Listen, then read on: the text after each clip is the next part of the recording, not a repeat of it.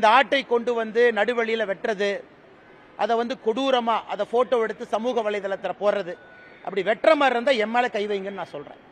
திமுக காரனுக்கு அவ்வளவு கோபம் இருந்தால் தயவு செஞ்சு இந்த வாய் பேசாத ஆட்டை விட்டுட்டு நான் கோயம்புத்தூரில் தான் இருக்க போகிறேன். இதான் என்னுடைய ஊர்.